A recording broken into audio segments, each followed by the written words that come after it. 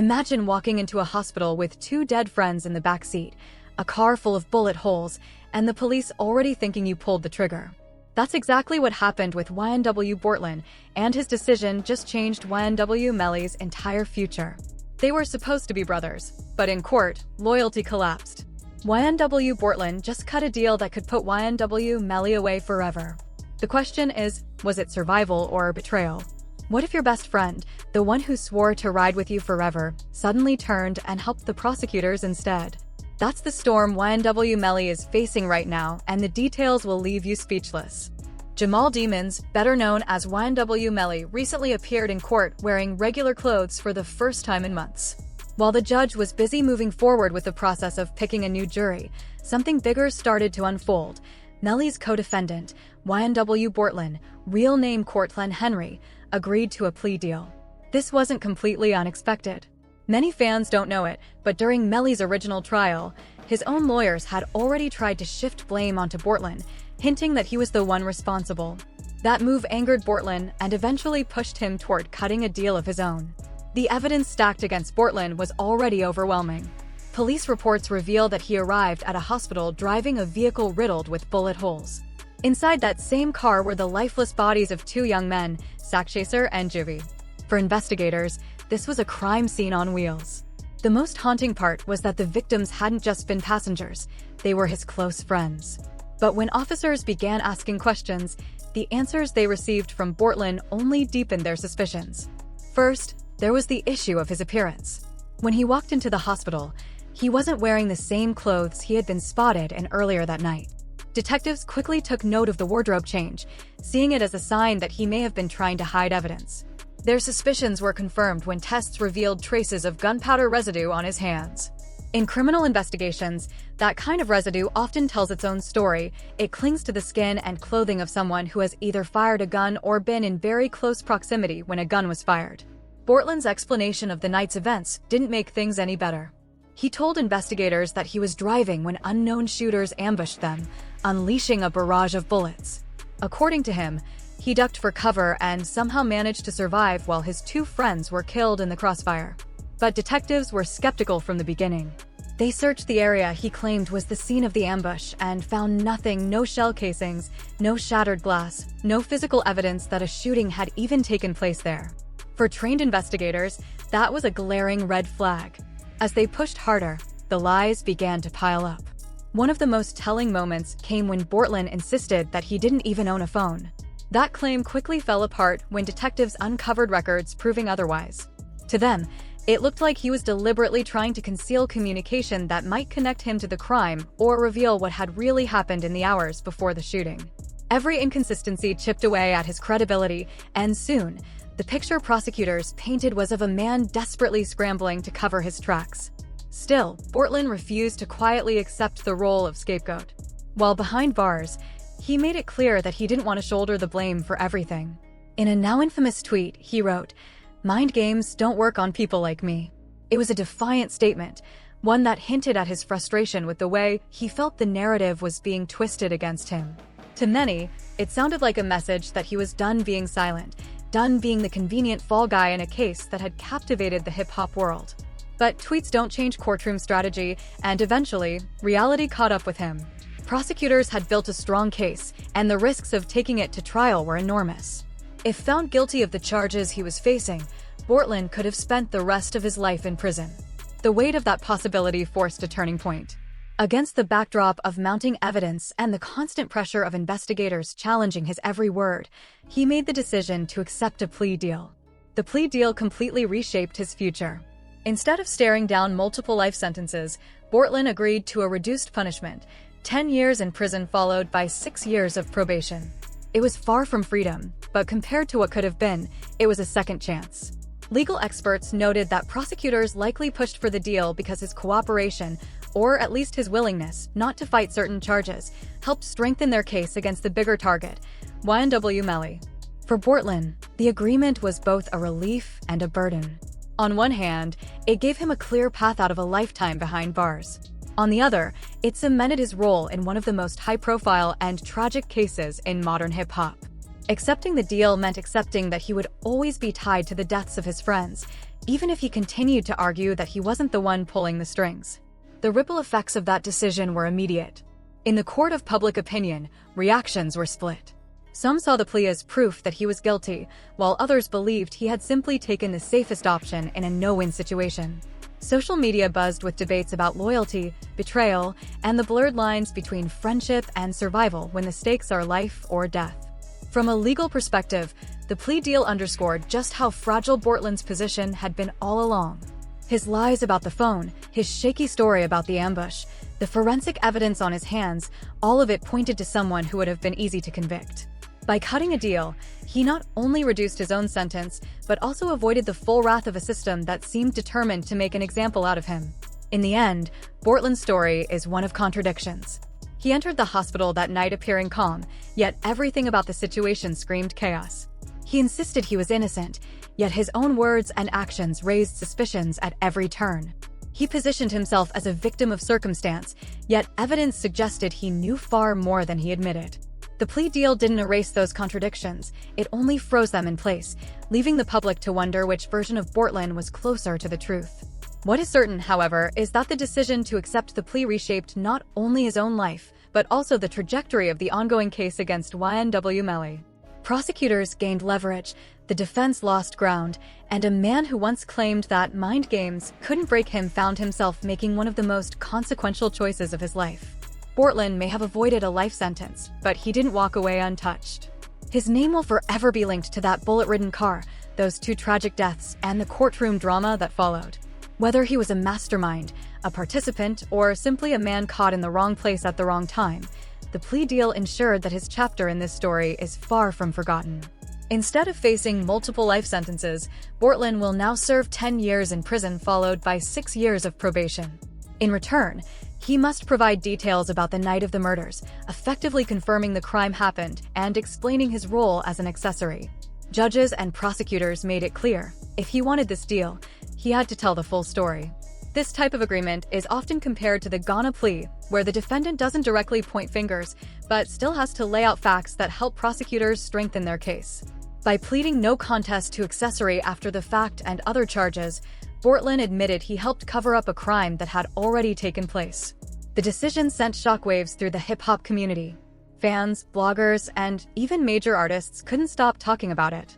Rapper 6ix9ine bluntly commented, "Melly is cooked," making it clear where he thought the case was headed. Offset also weighed in, calling the situation heartbreaking.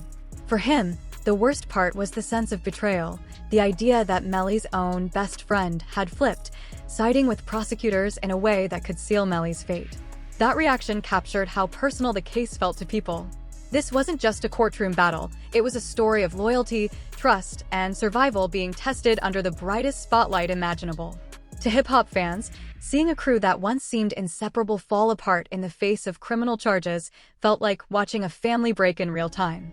But from the court's perspective, the plea deal made perfect sense. Prosecutors had originally thrown the book at Bortlen.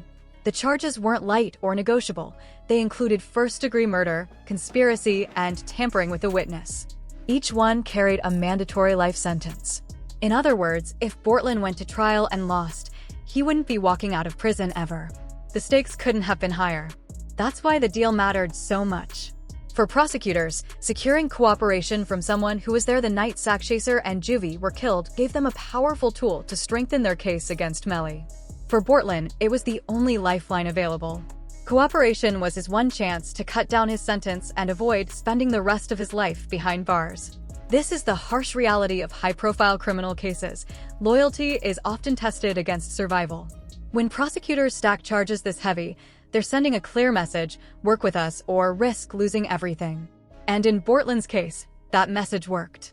The choice wasn't easy, but it was calculated. 10 years in prison and 6 years of probation may be a long road, but it's not forever. Compared to a life sentence, it's a door left open to eventually walk free. Still, the fallout went far beyond legal strategy. In hip-hop culture, loyalty is everything. Crew members are expected to ride together no matter what. So when fans heard about the plea, many saw it not as survival, but as betrayal. Social media lit up with debates. Some argued Bortlen had no choice, while others said no real friend would ever turn on his brother, no matter the pressure. That tension between friendship and survival, between street loyalty and courtroom reality is what makes this case so explosive. On one side, there's the narrative of betrayal, fueled by artists like 6ix9ine and Offset voicing their opinions. On the other, there's the cold truth of the justice system. When life sentences are on the table, most people will take the deal. In the end, Bortlen's decision didn't just alter his future. It reshaped the entire case against Melly and left the hip-hop world asking a painful question. When survival is at stake, is loyalty ever enough? During his interrogation years earlier, Bortlen already seemed torn. When asked directly if he knew who committed the crime, he refused to answer with words, only shaking his head. Investigators took that as a sign. He knew the truth but wanted no part of it. Meanwhile, evidence against Melly had already surfaced, including a message from his own account saying, "I did that," followed by a smiley face emoji. Even with that, Melly remained confident. While behind bars, he reportedly spent thousands of dollars on jewelry, including a $100,000 chain, instead of focusing all his money on legal defense. Now, with Bortlen officially cooperating, the pressure is greater than ever on Melly. Whether Bortlen's testimony will seal Melly's fate remains to be seen, but one thing is clear: the case has reached a turning point. So here's what's really going on with YNW Melly and YNW Bortlen, plain and simple. First, Melly's second trial got pushed back again. On August 8th, the appeals court put a stay on the case while it looks at a motion from the state. That means the trial that was supposed to start in September won't happen then. It's now pushed to January 2027. Because of that delay, prosecutors negotiated a deal with Bortlen. Step 1 of that deal: cut off all contact between Melly and Bortlen. A formal no communication order was filed, no talking, no messages, nothing. The idea of trying them together helps the state. It's efficient and gives prosecutors a chance for the defendants to implicate each other during a single trial. The defense prefers to split them up so each can point fingers without the other answering back. But this plea changes the dynamics. Why did Bortlen take the plea? A few reasons. The feds found evidence that suggested Bortlen was trying to tamper with jurors. That made his choices easier. There was already a warrant for him for witness tampering tied to jury selection dates. The warrant says between April 10, 2023 and July 22, 2023, Bortlen and others tried to mislead a person to make them withhold testimony. Those dates matched the jury selection and the mistrial day, July 22, 2023. During a home raid, police found notes, alleged lists of jurors, and descriptions of where they were sitting. In other words, it looked like he had records about jurors in his house. That's a huge red flag. It's sloppy and incriminating. More trouble: a new witness returned to testify. Mariah Hamilton came back to the U.S. after 3 years and was arrested at the airport. Court papers show she was ordered to testify at Melly's first trial in 2023. She accepted a deal to testify in the next trial.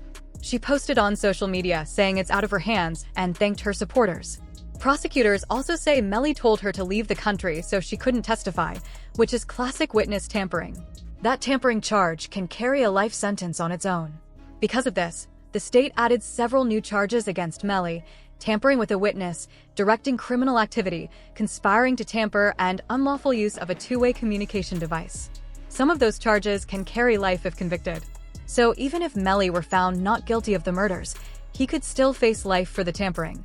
There are claims Melly used creative workarounds to get messages out of jail, passing notes to people who would call others, using code names, and generally trying to block witnesses from testifying. His mom says he's been denied phone privileges for a year and his mail is held. She's heartbroken and says that's unfair because he hasn't been convicted. She's asked for oversight of the jail because she says they're making up their own rules. Public reaction has been loud. Some people say Melly deserves his treatment. Others feel for his family. Folks in the hip-hop world have commented, some sympathetic to his mom, some harsh about Melly's choices. On the federal side, now that Bortlen's cooperating, he can explain the movements of others that night. For instance, he can talk about why Fredo Bang picked up Melly and the timing of digital drop pins. Records show that at 4:42 a.m., Melly sent a drop pin of his location to a friend, Frederick Given, and then sent another pin about 11 minutes later after moving a short distance. Those digital breadcrumbs matter. Prosecutors are also looking at Melly's alleged ties to street teams and gang-style signs, posting photos, hand signs, and hashtags that the state says connect him to certain groups. Those items are publicly visible and the state wants to use them. Finally, Melly and his lawyers have sometimes clashed about courtroom strategy. Melly gets upset when lawyers fight with him about what he wants to do publicly. The whole scene is messy. Delays, plea deals, tampering allegations, missing witnesses, arrest warrants, and digital evidence. With Bortlen's plea and new witnesses agreeing to talk, Melly's next trial will look very different, and the stakes just got higher. Our client wants to move forward, even though we told them not to. The defense objected to letting the client decide this on their own, but the judge asked if the client insisted. The client said yes. In court, people heard Melly say, "I don't care. I'm not in no gang." They can't prove that. The judge noted the legal rules about automatic stays and aggravating factors. In other words, the jury must first find certain facts before the trial moves into the penalty phase. If aggravators like gang membership are proven, these can affect whether the death penalty is even considered, but only in the penalty phase, not on guilt. An old acquaintance came forward saying he heard Melly ask someone for advice about dealing with people who were supposedly extorting him. The witness said Melly complained that friends were trying to squeeze him for money and that he felt betrayed. The witness implied Melly was angry and feared being taken advantage of, and that caused tension with those friends. Bortlen's testimony will also answer why he and Melly were seen joking hours after Sack Chaser and Juvie died. Prosecutors say new footage shows Melly acting like nothing happened, even after the killings. That video supposedly shows Melly getting into the back left seat of the car about 30 minutes before the shooting. Investigators point out that bullet trajectories match shots fired from that back left position, the spot where Melly was sitting. Juvie's mother even identified who sat in which seat. Police also plan to use Bortlen's nighttime interrogation against Melly. In that recorded interview, Bortlen described driving home from the studio and suddenly ducking when shots rang out. He claimed he was sleepy and surprised. But officers say his story didn't add up. They searched the area thoroughly and found no shell casings, no broken glass, nothing to match his description. That contradiction made detectives suspicious. The detectives pressed him hard. "If you were so close, why is there no physical evidence where you say it happened? Why are you protecting your friends by giving a story that doesn't line up with the scene?" Bortlen kept repeating, "I don't know," or "I told you all the story," and got frustrated. His refusal to give straight answers only made his situation worse, and it shows how lucky he was to get a plea deal later on. Investigators explained they needed more details about his friends, their routines, and how they got around. The more specifics he gave, the easier it would be to solve what happened.